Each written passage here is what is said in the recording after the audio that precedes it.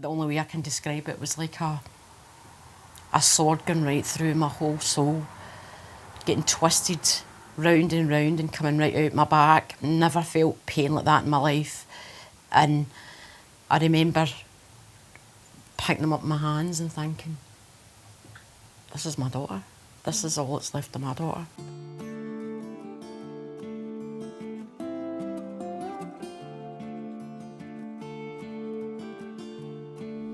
On the 9th of September 2018, Rosanna Sanderson passed away in her sleep. Her mother Jackie and best friend Cara have let us into their lives to talk about their experience with grief. Cara has been using her personal experiences to motivate her in her studies of becoming a drama therapist. Rosanna was 22 and 14 weeks pregnant.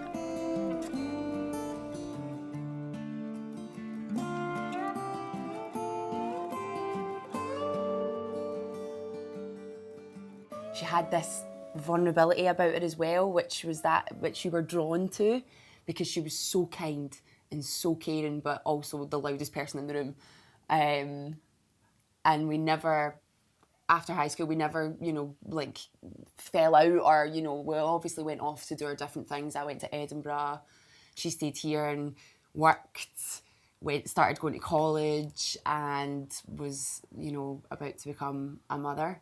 So we had very different paths, but, she was, and I've said it always, she was my soulmate, in the sense of she was the only person that I've ever met that I could just be 100% with. And still to this day, I don't think that'll ever change. I don't think I'll ever meet anyone that I can just be myself with. And she's still my best friend. That's not ever going to change. Do you know what I mean? Like, that's never going to change. She's still your Rosie. She's still my best pal. So Makes me proud to hear you say that. Does it? Yeah, I'm just so proud of her.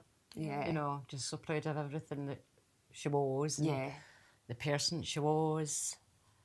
She was a caring, sensitive person, yet she had this aura about her. Mm-hmm. She was always fun, bubbly. You felt her presence when she was around. Totally.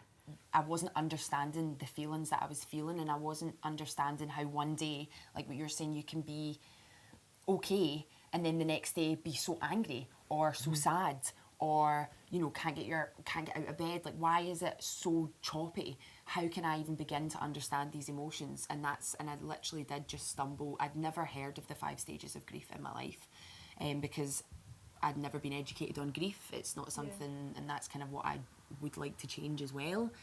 Because when I did find the 5 stages and I just read the book alone made me understand myself even just slightly, because I could, even just one sentence, I was like, I can relate to that. It's not that it's telling you this is how you feel. It's a book that will allow you to be like, okay, I can relate to that. I don't relate to that so much. And with the 5 stages, there is days where you can be like, how is this happening? And then it's denial. And then it can be like, I'm so sad today, I can't get out of bed. Okay, am I feeling depressed? It should have been that guy down the road who, I don't know, like, stood in front of me in the queue today, and then you get a wee bit of anger in you, and then you get acceptance, where there's days like, okay, Rosanna isn't here, but I need to do this today, I need to get up today, I need to go to the shops, I need to go and look after my auntie, I need to look after my best friend's mum. There's all these different stages that, like you said, you sometimes feel like you're going back to the beginning, because grief isn't a 1, 2, 3, 4, 5. It can be a 2, 3, 5, 1. And it's not just that there's the 5 core emotions. You can feel depressed, sad, upset. It's a framework. It's like somewhere for you to just look in and begin to understand, okay, I'm not the only person who's feeling this when I've lost someone. There are people who have experienced the same thing as me. And personally, with drama therapy, I just feel like it's too relatable to grief to not use as a form of therapy. That was Lily's scan picture, yeah. She got that, and then I think it was 13 days later, that was after she passed, so we didn't get as far as the gender reveal. Oh, but you obviously... Well, we knew when the post-mortem was done. Yeah. Yeah. So was Lily a name that she had? She had already picked Lily's name. That was Rosanna's scan photograph. That was Rosanna in my womb. That's Lily there. So yeah, these wee things. Then Mother's Day, I bought her that, and the whole community came together for her. They really. I mean, the community were outstanding. Because you've stayed in the same house since? I've been here for 18 years now. So this was where She was brought up here, yeah. I've been nearly 18 years I've been here. We came here when Rosanna was about 4.5, 5 maybe. And she started in the primary school just round the corner. Yeah. So I think we're going to maybe take a walk at some point in the rain. Yeah. And go and there's like a grassy area. It's literally right next to the school yeah, as well. it's behind the garages. Yeah, of school, that's where so we that used was to where go. Yeah, literally, she knows. She used to know we'd be like, we're going for a walk. The kids used to sit across on the bench across the there. It's happening. This is Rosanna's voice. This is out of Build-A-Bear, by the way. This is Rosanna's voice. Mom! Mom! I lost her.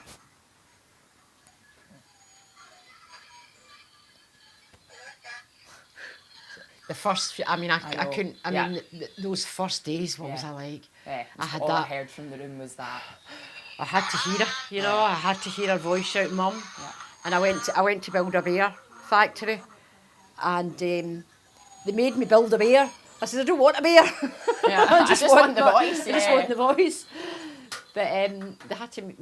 I bought the bear, but I just took the wee chip out the bear. But thank goodness for technology, and that was only a couple of weeks before she passed away. She was actually following me around or looking for me in a shop. We went to the shop together, and she was walking about, videoing herself, going, "Mom, Mom, I've lost her." So that gives me comfort that I've got that wee voice saying, "Mom."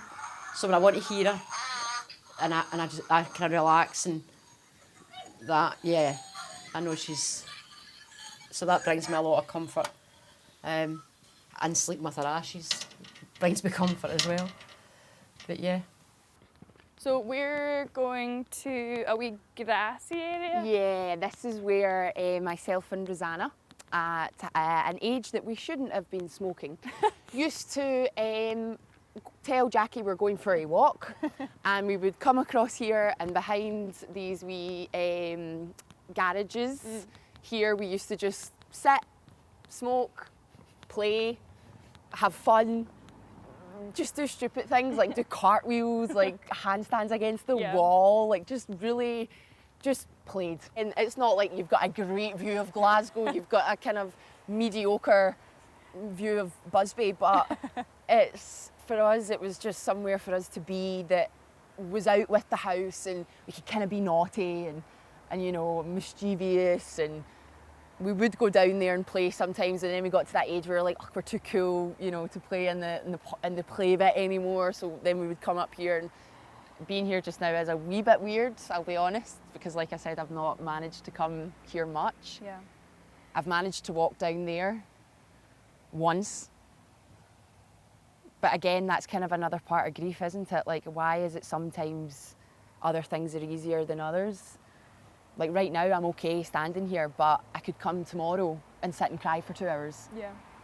It just depends on the day, on the memories that are like that. Like just now that I'm getting this weird memory of me throwing something at her down there. I've not thought about that since it probably happened. Yeah. This has been good coming here today. It actually really has. So I'm glad that we came. I'm glad I'm that really glad we that we can, came. I guess, help in a sense for you as well. Yeah.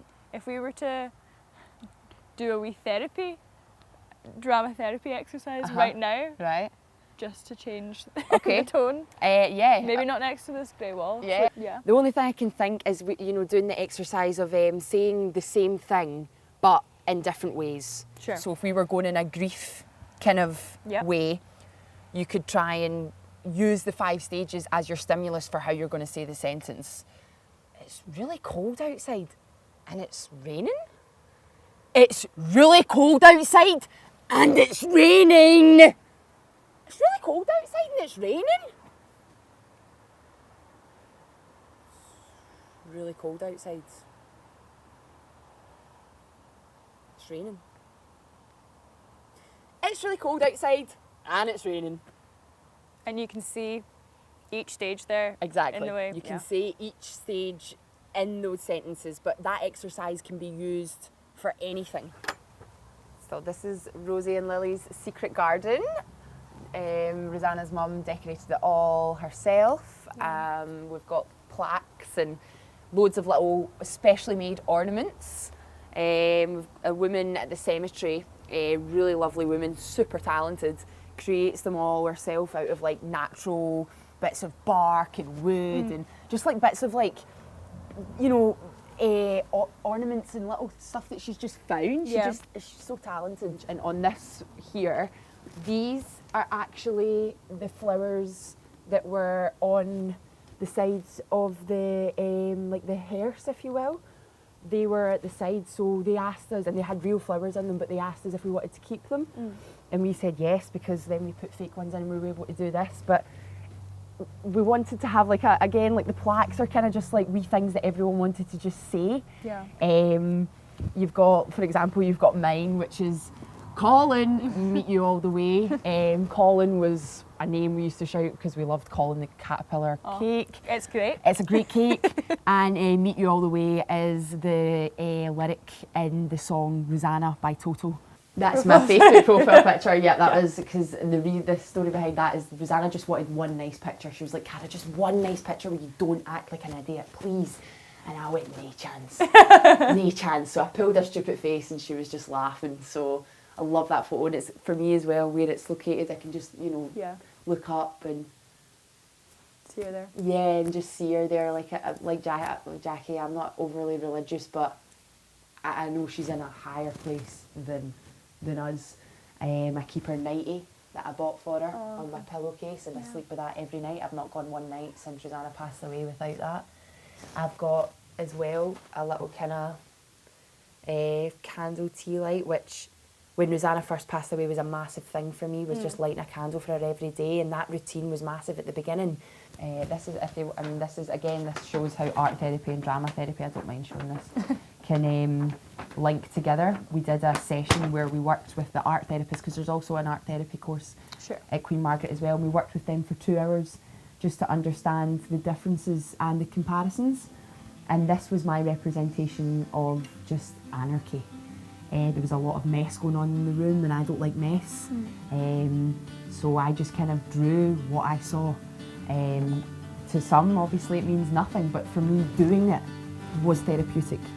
Getting out my stresses and seeing all the messes, but seeing them controlled on a piece of paper.